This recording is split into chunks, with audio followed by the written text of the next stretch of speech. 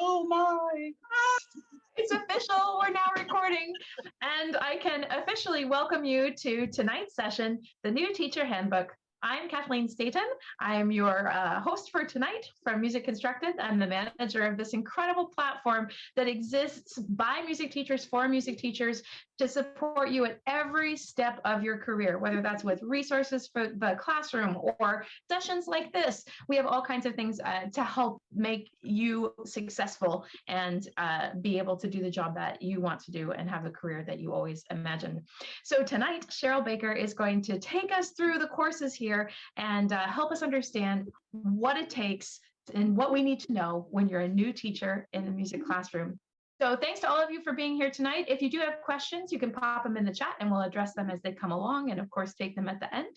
And so with that, I'll hand it over to Cheryl. Thanks for being here tonight, Cheryl. Thank you. I'm going to share my slides, and you, as you know, in the Zoom world, if you want to slide that thingy over, there's a little divider. You can make me big or the slides big. If you don't want to look at the slides, you can just look at me. So have fun with that. If you'd like to do any of the reactions or ask a question, I'm totally up for that. And you can ask as many questions if you want. If you don't want to interrupt me because I'm saying so many beautiful, wonderful things, then you can put that in the chat and I can see it as we're going. Or actually, I just lost this. Oh, there's the chat back. Okay, so it's coming in there and I can see the chat if you guys put it in there. So there we go. So hi, everyone. I am an old teacher. You not believe that I am 62 years old, starting my 36th class year. Yeah, this is what it happens when you're in elementary music class. You keep a youthful face and a happy smile. And people keep thinking, you know, oh my gosh, how old are you? I mean, there's a little gray in there that you could probably figure out, but that's it. It's because we teach elementary music and we're happy about it. So friends, we're going to talk about the 3 keys to survival as a new music teacher. And all of this is based on and coming from the book that I wrote for you, because I kept working with brand new teachers and I kept repeating the same stuff. And I said, you know, I'm just going to write it down so you can just like, here you go. Here's a book and read this all for you. So all of my wisdom is in this book, and we're going to be talking about pieces of that today. And then I'll talk about it later at the end. So all of my chapters, instead of being chapters, because I thought that was pretty boring, they're all lessons. So you can see that the before your first day is from lesson 2. Lesson planning is in actually lesson 6, which is chapter 6. And then there's the 3 keys for success, which is the meat of what we're going to talk about today, come from 3 different chapters. And there's just lots of crazy stuff. So before your first day, there's a lot of things that you need to get in there. And I'm going to show you some pictures of what my room looked like when I first got in there. And I actually started 4 days early. I got a little note from my principal, and then she called me and she said, hey, I bet you're wondering why the principal's calling you in the middle of summer. And I went, yes. Well, you're going to change your room. And I'm like, oh, okay. It's going to be great. And I'm like, yeah, I don't think so. I don't know, but okay, I'll try. So I got a weird, crazy thing going on, and I had to change and move stuff and all this other stuff. So it was just kind of sad. So the first thing you do when you get to your first room, your first job, is you got to find out what the stuff is. And I've seen some pictures on Facebook of this huge mound of stuff. And you're like, oh my gosh, you got to find out what's in there, what you have, how many of everything. And then you got to figure out how you are changing things, how you're going to put things in the room, where are you going to put all this stuff. You need to make sure that you know whether you have district standards, if you're going to follow the state standards, or if you're going to change and use the national standards. That's all good stuff that you need to do. Yeah. Well, there you go. Have you changed rooms on short notice? Yes, a million times. And you know, as we are going on, we have to be the most flexible person in the world, because it's like, oh, if you're on the stage, guess what? We're going to have an assembly today. So you're going to be on a cart and you have to just flip like this. So be prepared, because weird things happen to music teachers all the time. There's another thing that you need to watch out about and learn, figure out before you start to teach, is to decide on the sequence of learning. You may have a program of studies, but it doesn't say, well, in August, you should be teaching this. And in December, you should be teaching this. You get to decide that for the most part in most districts. So you have to figure out what is the logical sequence that children need to know to learn how to play a xylophone. Well, they need to be able to keep the beat. Well, they need to be able to go to the instrument. Well, they need to be able to do this. Well, they need to be able to do that. What do you want them to learn first? You want them to learn how to sing and to have a community. Those are the kinds of things that you completely need to keep doing. This is a picture of my old room. I was on a stage, and as you can see right over here, that's the stage wall. That stage wall was a pain in the you-know-what, because it kept breaking, and the little things that go down below, it would stay up, and then the gym was on the other side. So guess what I heard the most of? The gym, and that was not very fun.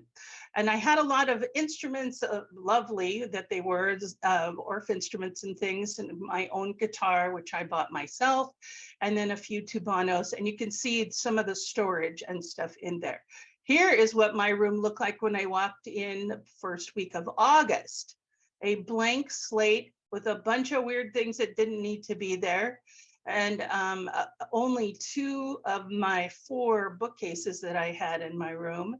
And luckily for me, with a little help from some of my friends and my sister, this is what we have transformed it into. So I got some rugs. The funny part is these particular rugs, some of the notes and the treble clefs are all perfect and correct, and half of them are backwards. And I'm like, really? Somebody didn't know that those were wrong? So the first thing I did was, okay, folks, look under your bottoms at the rug and find the ones that are backwards. And what did they do? They did. They went, oh, this one's not. I said, no, that one's right. Oh, okay. Oh, this one. So, you know, it was a fun kind of a little exercise. So you can see that I have 2 rows of xylophones, and of course my guitar is still there. Luckily I have a smart board this year, but it's got funny little dots in it. A lot of bins for storage, which I pretty much bought myself, but I'm going to tell you, new teachers and old teachers alike, don't spend your own money. Don't spend your own money. Ask for it. If they say no, then okay, then I guess you have to figure it out. But if they say yes, then you can save your money and make sure that you take whatever you spend, take it off your taxes. So this is my entrance. I put all my little things together from all the gift cards the kids got. And I said, you know, I want a suspended cymbal and a snare drum, but if I bought a whole drum set, I could get all of that plus extra. So it cost me $50 of my money and $170 of kids' $2, $5, $10 gift cards. So it was a great idea. All right. Now we're getting into lesson planning. And I know these are not the keys yet. So I had to tell you about this part because it's part of what we have to do. So now you need to know what your schedule is going to be like. Which kids you're going to have. Are you the only music teacher at your school, or do you have a partner, and so you're sharing half the school with one? You know, whatever your situation is, you got to find that out. So how long are you going to see the kids, and how often are you going to see the kids? Because then that will help you figure out how much time you have to fill with each class, and then that will help you figure out your sequence of what you should do. And then as you're doing this, then you need to figure out what your learning objectives are. Some people call them the I can statement. In college, you know, they make you say, the student will be able to, but you can't put that up there. They have to say the I can. So you, as the student perspective, I can sing a song. I can dance with a partner. I can find a partner. Those are kind of things. So you have to kind of break it down. And then a lot of principals like it to be posted in the room, which I do. So those are things that you really need to think about as you're getting ready for the kids to come in. Any questions on lesson planning? Oh well, gosh, we could run down that rabbit hole for a long time. It's one of the biggest things that everybody's like, how many things do we give the kindergartners at the beginning? As many as you possibly can. Yes, Artie, that's correct. Change every 5 minutes because they are already gone. But at the, by the mid of the year, they're going to be able to be 2 or 3 things. They might be able to sit for a book, but right now they're little wiggly people and they don't have any kind of a brain more than about this much.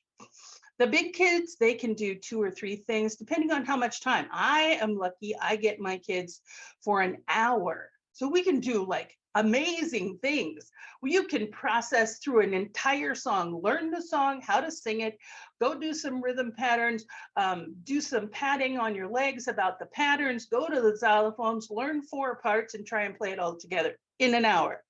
And some of us can do that.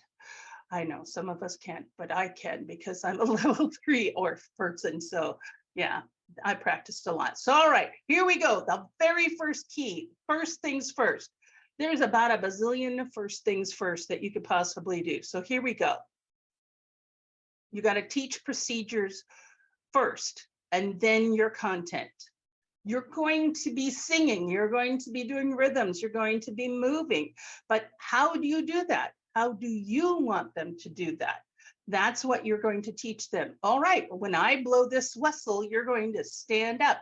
When I blow this slide whistle going downward, you're going to sit down. Well, let's play a game. And then when you say, please stand up without talking quickly and quietly, they do. And they think it's a game. Every time you pull out the slide whistle, oh boy, we're going to practice standing up and sitting down. And you couldn't have said that to them. You couldn't say, all right, now everybody stand up. Good job, sit down. That would not have happened. But if you have a slide whistle, it's a game. Safety first, that's my first and only rule for, well, practically, it's like I have 5 rules, but this first one is safety first. We're going to be safe with our bodies. We're going to be safe around other people, don't hurt anybody, and we're going to be safe with the instruments. Entering and exiting, how do you come in? Where do you put your stuff? These are kind of questions that you have to go, oh yeah. They walk in the door. If you've never thought of it before, then you're going, well, where do they put their lunch boxes? Oh, they have water bottles. Do they keep them by their seats? The first day, you realize when they take those water bottles and then they clunk them on your tile floor, then you're like, yeah, that has to go over there. We don't want that over by us, and we don't even want them to come in the room if we possibly can. Common rules of behavior for your classroom. We teach our own space, so we have to have our own rules. I mean, you can't even imagine trying to be the same rules as the classroom teacher. It will never work. It's like when you're in my classroom, these are the rules that we follow. That's it. Do your best, participate, be respectful, be safe, and I can't think of the other one right now. Those are the ones that we do. Getting supplies. How do they get supplies? The very first time you pass something out, you got to find out, well, how are you going to do that? Are they going to one person pass around to a bunch of people? That will never work. You need more than one. You probably need 3 to 4 people, and you give them a bunch of them and you say, go pass them out, or you give them to the end of the row and have them pass them down. Or if they're in little teams and you get one person to be, all of those things you got to think about. Well, how are they going to do that? How are you going to teach them to do that? And will they do it quickly and quietly so that you can get on with whatever else you're supposed to be doing? Because that's the boring part, passing out supplies.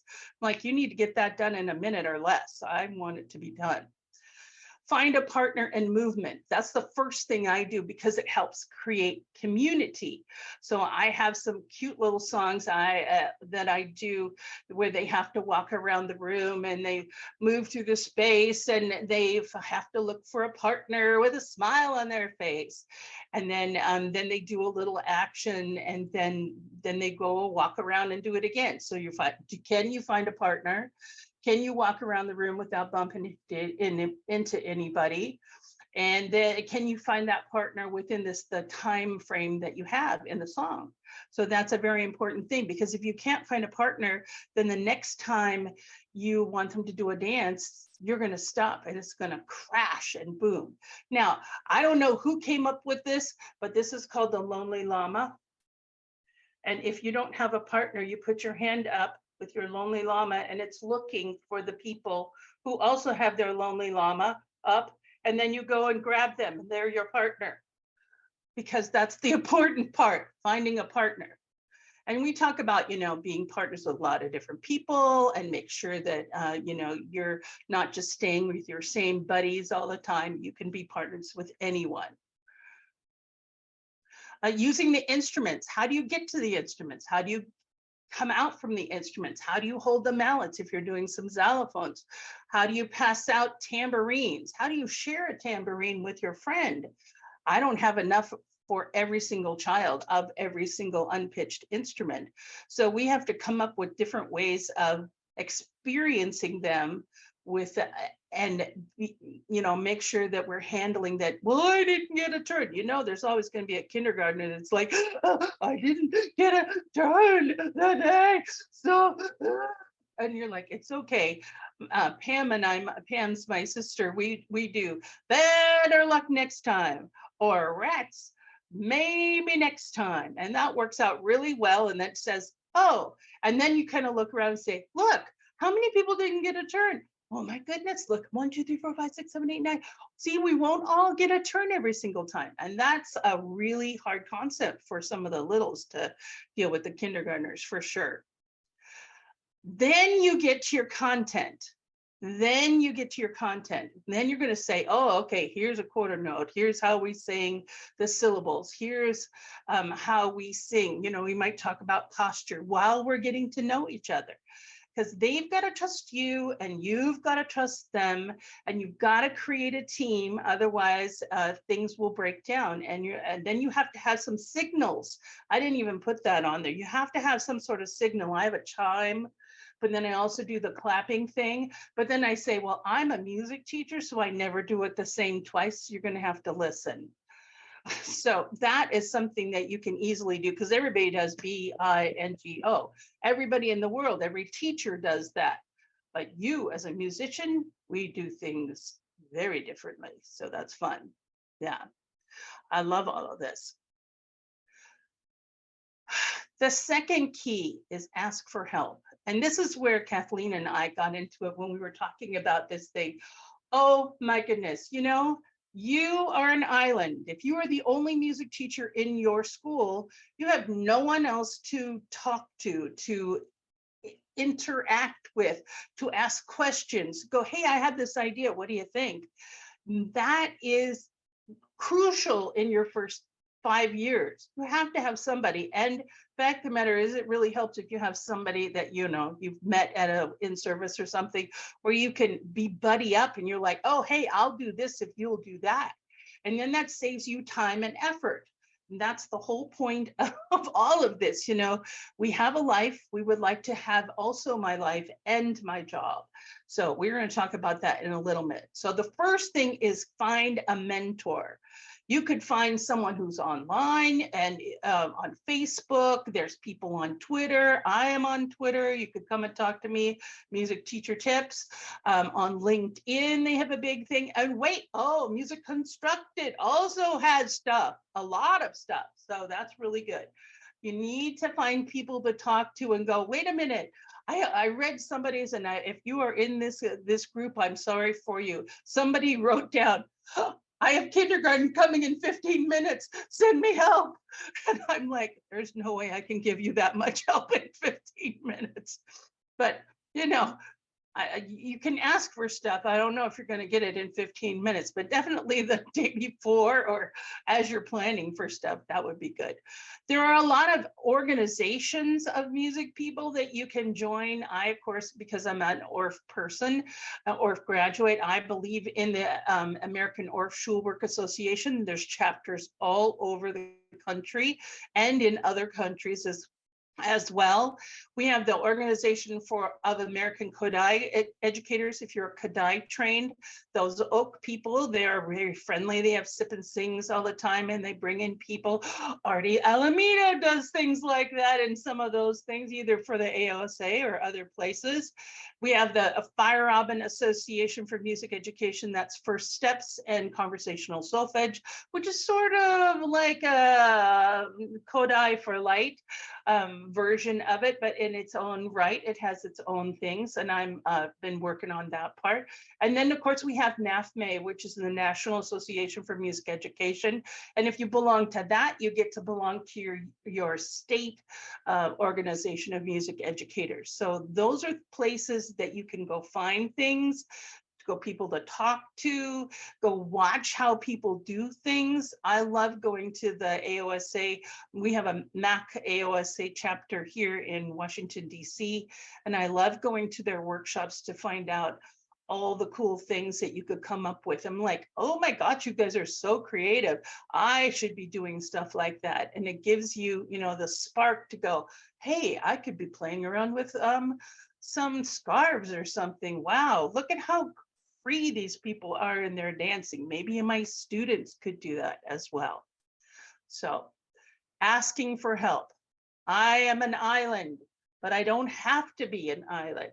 For many, many years, I mean, 36 years, I was sometimes the only music teacher in the building or in two buildings, because sometimes I was in two different schools, and I was the only one that was there. And it sure would have been nice to have some buddies along the way.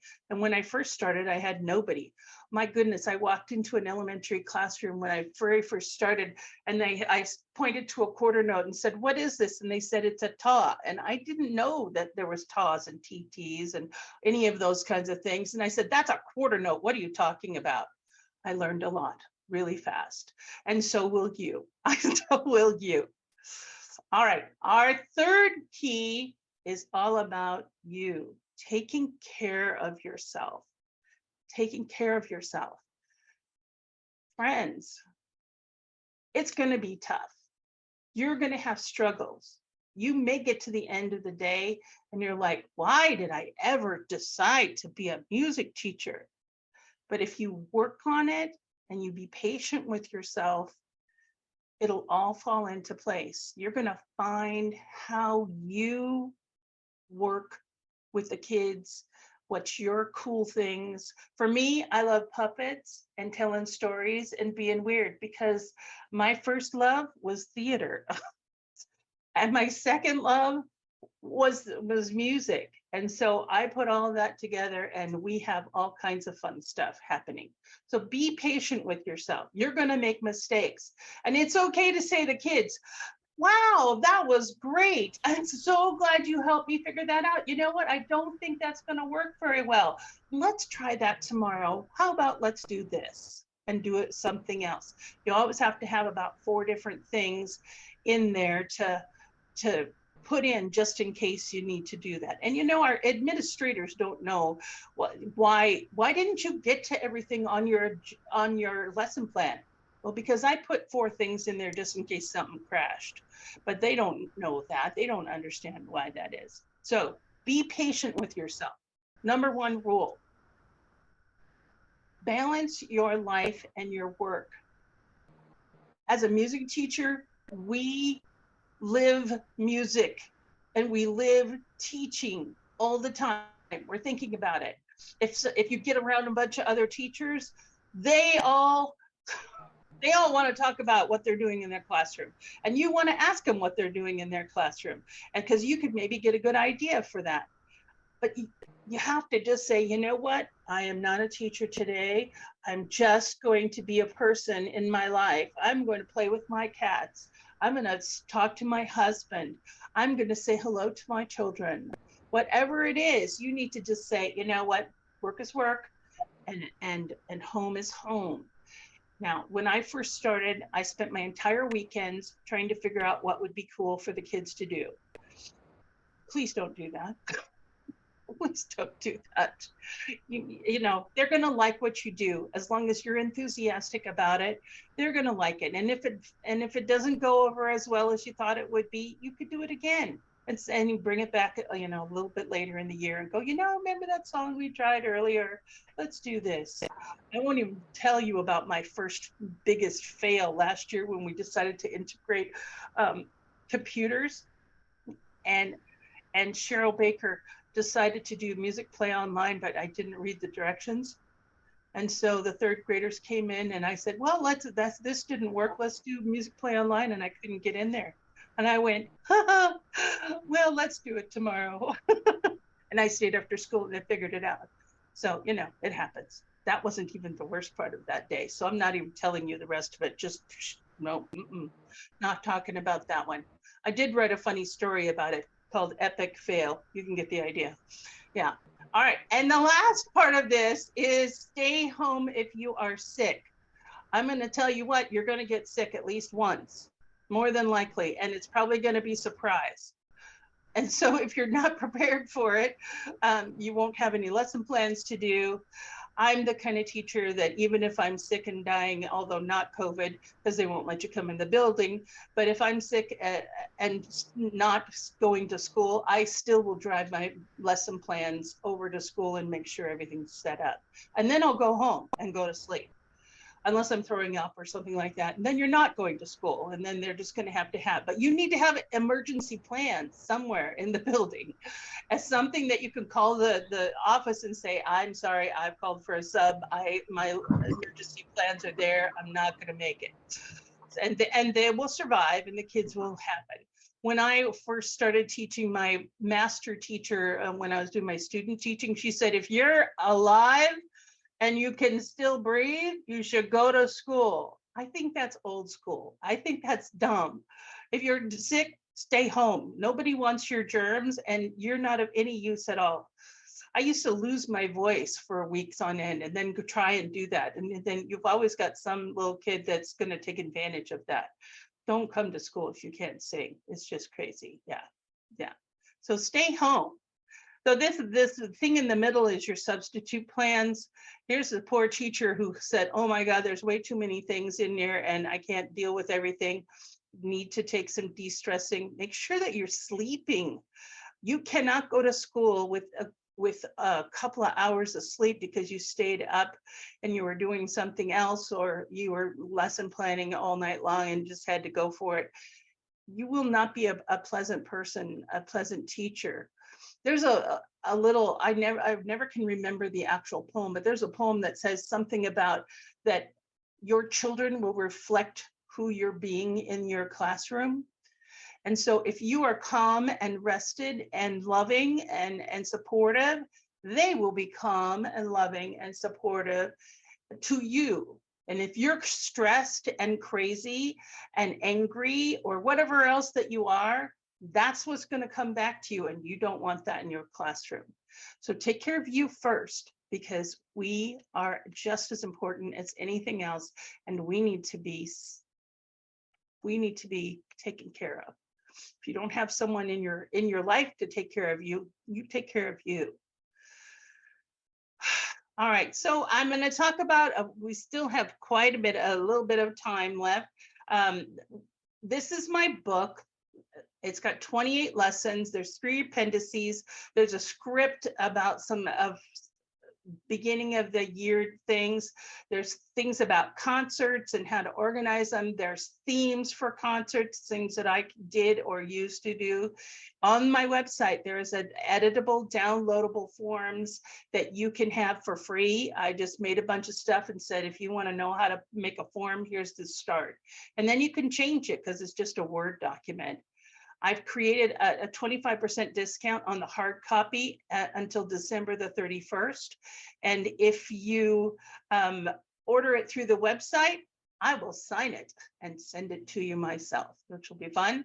I'm on Twitter, I'm on Facebook, I'm on LinkedIn, and I post all the time. I'm working on a blog, but it's not quite going yet, but we'll look forward to that.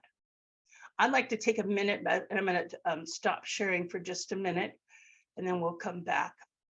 I'd like to take a minute and see if there's some questions or comments. I don't see too much in the chat yet, but I know that I could talk for about 3 hours on being a teacher, a music teacher, but we only have 30 minutes, so we can only talk for this long. So is there a burning question that anybody has on another part of being a teacher?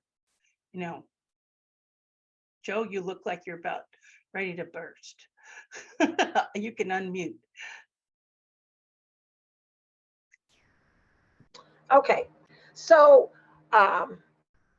this is a question I have.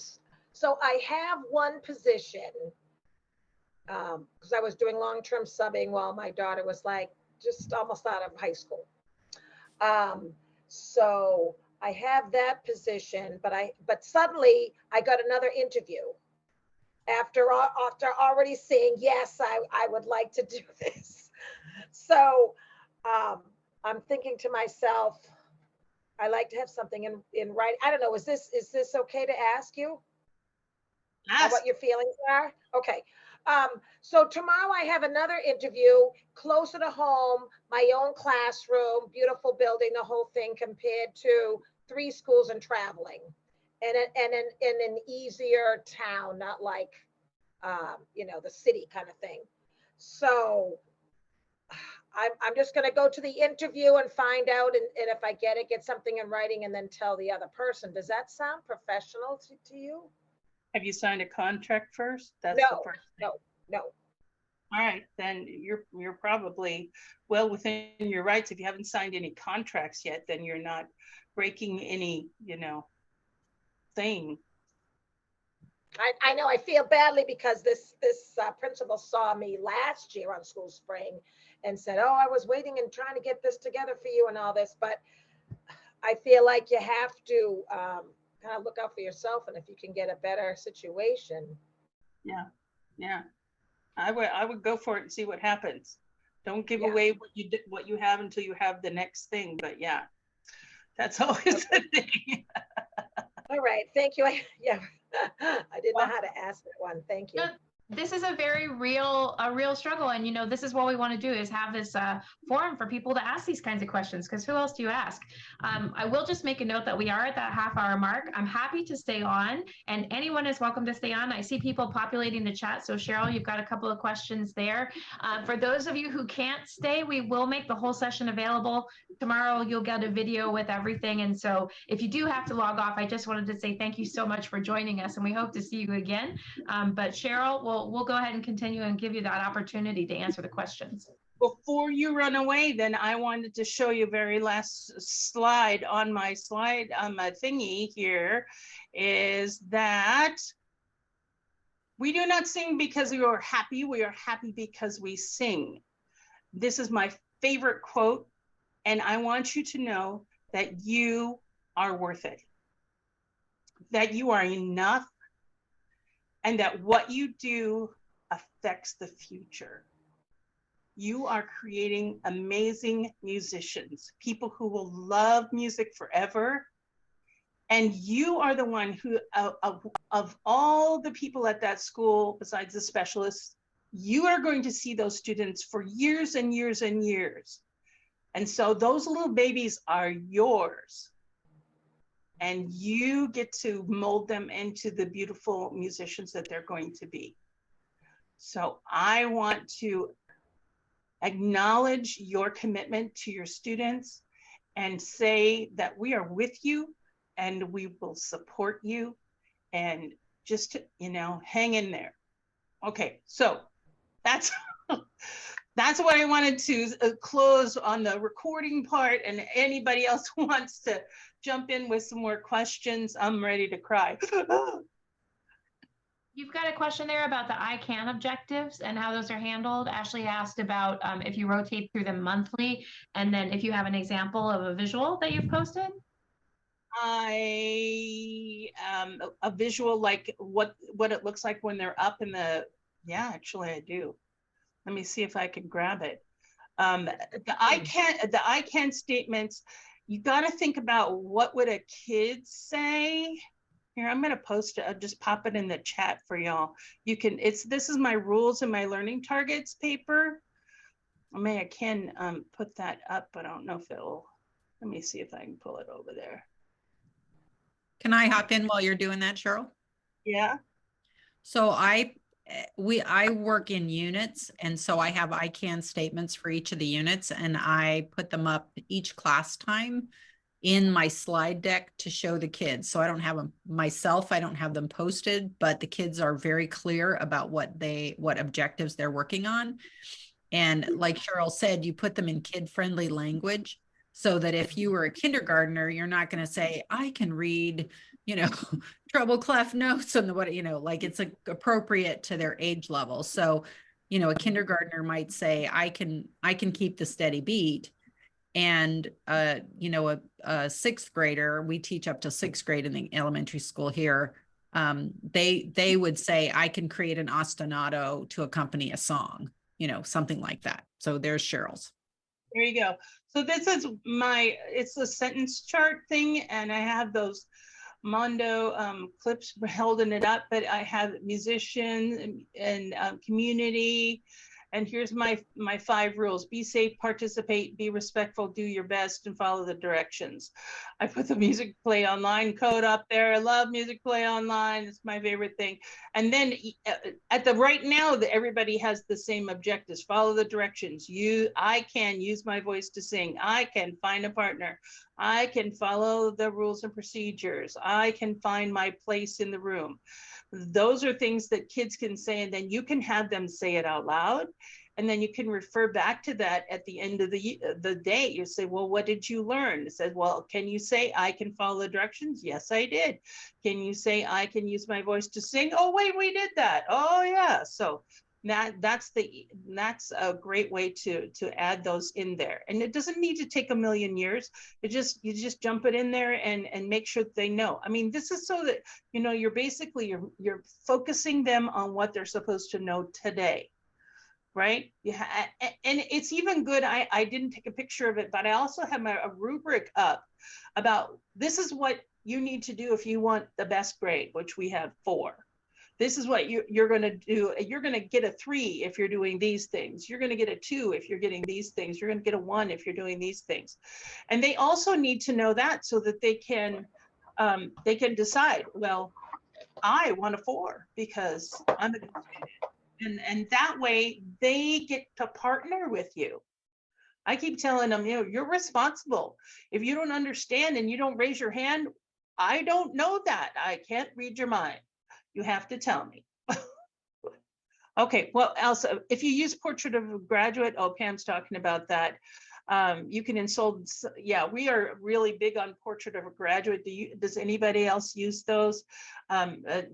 Ours are, we have the little 5 different icons of those. I think they're through, different districts do it differently. Our friend who works in Vermont now also does Portrait of a Graduate, but it's a little bit different from what we do in Virginia. Okay, yeah. So we are now really about the Portrait of a Graduate. So what do people need to know by the time they get out of high school? And so we have our own version from elementary school, and then they talk about them all the time. So that's that. Yeah. Crystal, you're talking about the online code. What is that? When you have she's talking about the code for music play online. Yeah, if you have a subscription, then you get an individual code, and then we give that to the children. Yeah, and then they can log in, and then it helps. Then they're on our account. So if we have stuff in there and they want to go look at that, then they can. So yeah. What else is in there? Today was a rough day. Yeah, I understand. It's been there. I used to teach in a school that was a Title I school, and the little kids were just lovely and they loved having music, and the big kids didn't really care that I was in the room.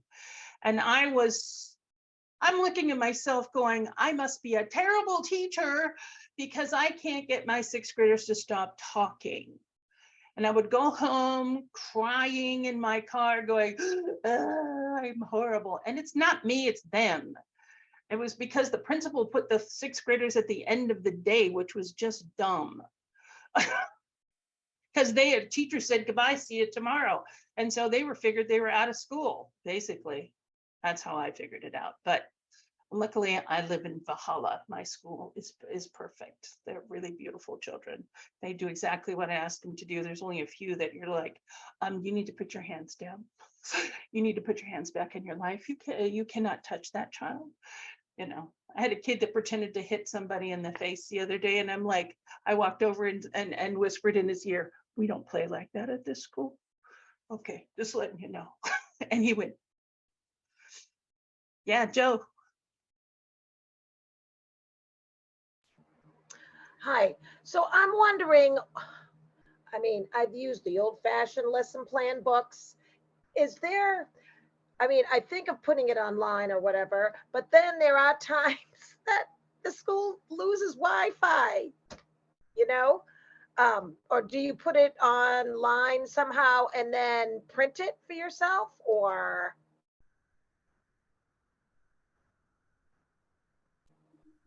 I'm back. Oh, there we go. Did you hear her question, Cheryl? I heard you about lesson plans and putting it online. And Right. that's Well, I mean, how do you, it's nice to have a record of what you've done. It's nice to be able to glance at it once in a while just to get a keyword or whatever. I just wondering the newest way of doing lesson plans besides the old-fashioned books, you know. You know, all of my years, I've almost made lesson plans like differently so many different times. Yeah. Like I think this is the way I'm going to do it. I'm going to make all these little boxes, and then it's going to have, you know, the materials on there and everything. Our district uses this thing called a learn lesson plan. What's it called, Pam, again? Learn model. It's a learn LEARN. So each letter stands for a different aspect. It's a pretty good model. Ah, I see. Yeah, but it helps focus you so that you're, you know, making chunks.